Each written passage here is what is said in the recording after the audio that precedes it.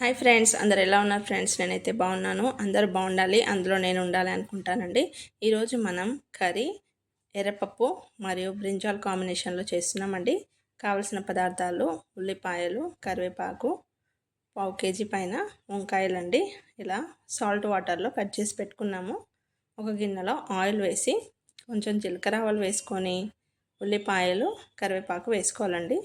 ఎర్రపప్పుని చిన్న కటోరడంతా 3 సార్లు వాష్ చేసుకొని వాటర్ వేసుకొని పెట్టేసుకోవాలండి.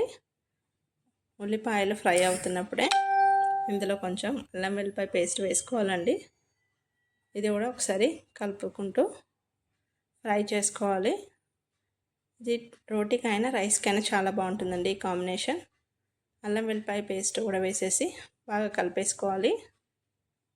ఇలా బాగా కలిపిన తర్వాత ఇందులో పసుపు అయితే వేస్తున్నాము. ఇది కొంచెం ఫ్రై అయినాక ఇందులోనే మనం కట్ చేసి పెట్టుకున్న బ్రింజాల్ వంకాయలను కూడా వేసేసుకోవాలండి. వంకాయలు మరియు ఎర్రపప్పు కాంబినేషన్ చాలా బాగుంటుందండి. ఇలా ఒకసారి ట్రై చేసి చూడండి ఫ్రెండ్స్. ఒకసారి బాగా కలిపేసుకున్న తర్వాత ఇందులోనే కొంచెం సాల్ట్ వేసుకోవాలి. పుచ్చులన్నీ ఏం లేకుండా చూసి కట్ చేసుకోవాలి. ఇందులోనే సాల్ట్ కూడా వేసుకోవాలండి. బాగా కలిపేయాలి. ఇలా మొత్తం కలిపేసుకోవాలండి. ఒకసారి బాగా కలిపిన తర్వాత ఒక 5 మినిట్స్ అయితే ఉడికించాలి. ఇలా ఫ్రై అవుతున్నప్పుడే ఇందులో మనం ఎర్రపప్పును కూడా వేసి ఉడికించాలండి. వాటర్ తీసేసి ఎర్రపప్పును కూడా వేసేస్తే రెండు కలిసి ఉడికిపోతాయండి. దీంట్లో 2 టమాటాలు అయితే కట్ చేసి పెట్టుకున్నాము. ఒకసారి బాగా కలిపిన తర్వాత కారం వేస్తున్నాను. సాల్ట్ కొద్దిగా వేసాము, కావాలంటే మళ్ళీ కొంచెం వేసుకోవచ్చు అండి. బాగా ఇది కలిపేసుకొని ఒక 5-10 మినిట్స్ మూత పెట్టి ఉడికిచ్చేద్దామండి. తర్వాత మనం వాటర్ అనేది యాడ్ చేయవచ్చు.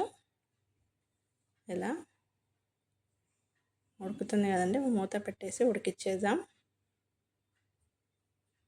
టేస్ట్ అయితే చాలా బాగుందండి. కొంచెం వాటర్ అయితే వేస్తున్నాను.